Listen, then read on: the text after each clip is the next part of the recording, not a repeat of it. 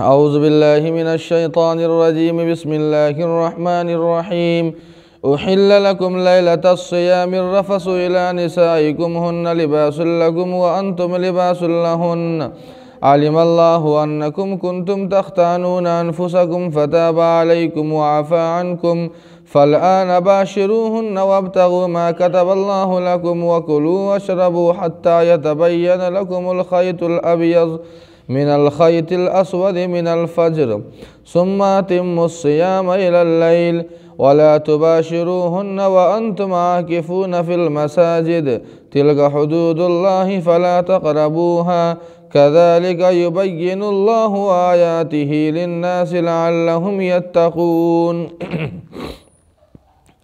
تمہارے لیے روزے کی رات اپنی بیویوں سے مباشرت کو حلال کر دیا گیا ہے۔ وہ تمہارے لیے لباس ہے اور تم ان کے لیے لباس ہو۔ اللہ تعالیٰ جانتا ہے کہ تم اپنے ساتھ خیانت کرتے ہو، لہٰذا اللہ تعالیٰ نے تمہاری توبہ کو قبول کر لیا ہے، تمہیں معاف کر دیا ہے۔ اب تم اپنی بیویوں کے ساتھ مباشرت کرو اور اللہ نے جو اولاد تمہارے لیے مقرر کیا ہے تم انہیں تلاشو اور کھاؤ اور پیو جب تک کہ تمہارے لیے سفید لکیر ظاہر نہ ہو جائے کالی لکیر سے۔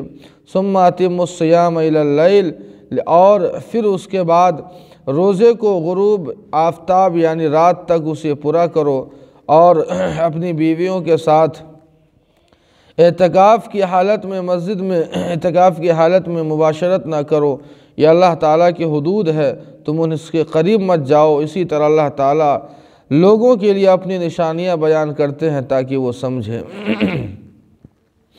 ناظرین کرام، اس سے پہلے اللہ تعالیٰ نے رمضان کے روزے کی فرضیت کا حکم نازل کیا تھا، اور چونکہ پچھلی جو امتیں گزری ہے ان امتوں کے اندر روزے کے احکام بڑے سخت تھے، بلکہ جس طرح دن میں کھانا پینا بیوی سے جمع کرنا منع تھا اسی طرح رات میں بھی منع تھا۔ بالکل یہی حال شروع اسلام کا تھا کہ رات میں بھی جب افطاری کے بعد نیند آ جاتی تو اب ان کا روزہ شروع ہو جاتا اور ان کے لیے کھانا پینا بیوی سے ملنا یہ سارا کچھ حرام ہو جاتا۔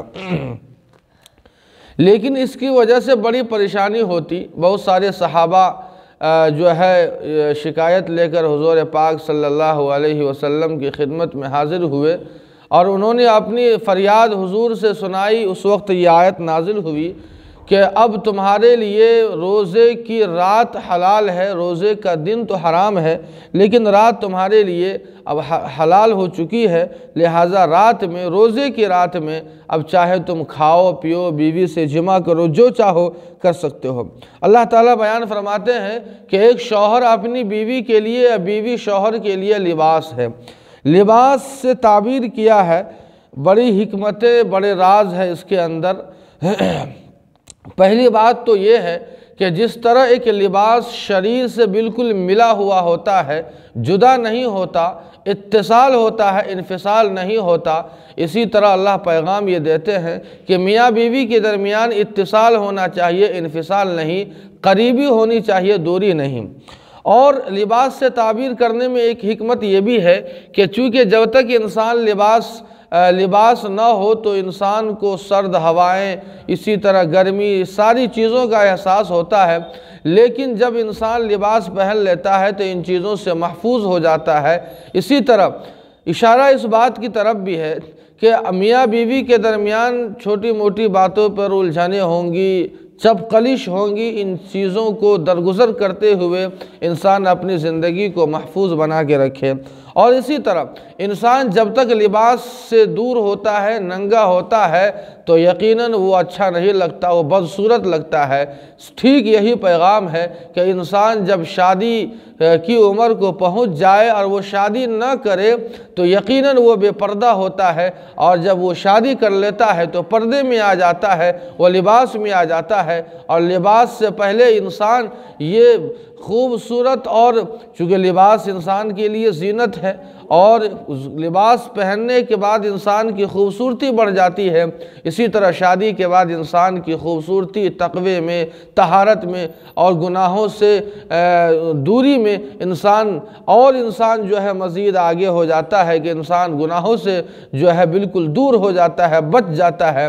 البتہ انہی چیزوں کی وجہ سے لباس کہا گیا ہے، اور بھی اس کے تعلق سے حکمتیں اور راز ہے۔ آگے اللہ کہتے ہیں کہ تم اپنے ساتھ خیانت کرتے ہو، اللہ اس علم کو وہ جانتے ہیں۔ چونکہ رات میں شروع ایام میں یہ منع تھا بیوی کے ساتھ میں ملنا، لیکن چونکہ انہوں نے یہ مباشرت کا کام کیا تو گویا اللہ کے حکم کے خلاف ورزی کرنے کو یہ کہا کہ اپنی جان کے ساتھ تم نے خیانت کی۔ معلوم یہ ہوا کہ یہ شریر بھی اللہ کی امانت ہے، اور اس شریر کو اگر ہم اللہ کی حکم کے خلاف استعمال کرتے ہیں تو یہ اللہ کی امانت میں خیانت ہے۔ آگے اللہ کہتے ہیں کہ اب تم اپنی بیوی سے جو چاہو مباشرت کرو، ملاقات کرو، لیکن بیوی سے ملاقات اور مباشرت یا نکاح کا مقصد صرف شہوت رانی نہیں ہونی چاہیے، بلکہ مقصد یہ ہو وَابْتَغُوا مَا كَتَبَ اللَّهُ لَكُمْ، کہ اللہ تعالیٰ نے جو اولاد تمہارے لیے مقرر کیا ہے تم اس نکاح کے ذریعے سے، مباشرت کے ذریعے سے تلاش ہو۔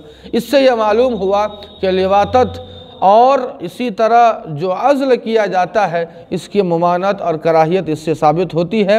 اللہ فرماتے ہیں کہ صبح صادق سے لے کر غروب آفتاب تک یہ روزہ کا وقت ہے، اور اس کے بیچ کے درمیانی جو وقت ہے یہ جس میں تم چاہو جو کھاؤ اور پیو۔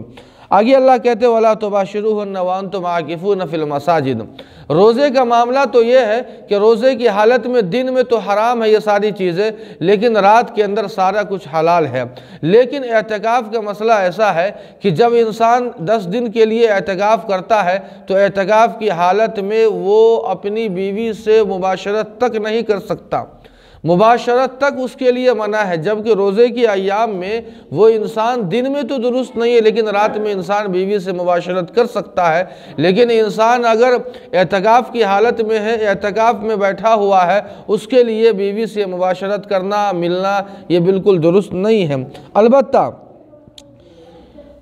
اگر خیریت پوچھنے کے لیے آپس میں اگر ملاقات ہو جائے، بیوی آ جائے تو یہ درست ہے، لیکن مباشرت یا مجامعات درست نہیں ہے۔ حضرت صفیہ جو ام المؤمنین ہے، حضور جب اعتکاف میں تھے تو حضرت صفیہ حضور سے کچھ گھریلو تعلق معاملات کو لے کر آئی اور خیریت معلوم کی۔ لہٰذا خیریت معلوم کرنا یہ ٹھیک ہے، یہ درست ہے، لیکن مباشرت کرنا یہ اعتکاف کی حالت میں درست نہیں ہے۔ فی المساجد، اعتکاف کی قید اللہ نے نہیں لگائی ہے کہ تمہیں مسجد نبوی میں تمہارا اعتکاف ہوگا، مسجد حرام ہی میں ہوگا، باٹا چوک کی مسجد میں اعتکاف نہیں ہوگا، یہ قید نہیں ہے۔ معلوم یہ ہوا کہ انسان مرد اگر ہے تو اس کے لیے جس مسجد میں جہاں جماعت ہوتی ہو اس مسجد میں وہ اعتکاف کر سکتا ہے مرد، لیکن عورتیں اگر اعتکاف میں بیٹھنا چاہے تو وہ گھر پر ہی بیٹھ سکتی ہے، مسجد میں نہیں۔ اللہ فرماتے ہیں تلک حدود اللہ فلا تقربوها، یہ ساری حدود ہے اللہ کی، یہ باؤنڈری ہے، لہذا تم اس کے قریب بھی نہیں جانا۔ اس سے یہ بات معلوم ہوئی کہ انسان کے لیے گناہ کا کام کرنا تو حرام ہے، لیکن گناہ کے قریب لے جانے والے اعمال بھی حرام ہے۔ اعتکاف کی حالت میں یقیناً مباشرت یہ حرام ہے، بیوی سے ملنا، مجامعات کرنا یہ حرام ہے، لیکن مجامعات اور مباشرت کے قریب کرنے والے اعمال، لمس ہوا، بوس و کنار ہوا، اسی طرح بغل گیر ہونا وغیرہ وغیرہ، یہ سارا کچھ جو ہے یہ انسان کو مباشرت کی قریب لے جانے والے ہیں۔ اللہ نے گناہ کے قریب لے جانے والے اعمال سے منع کیا ہے۔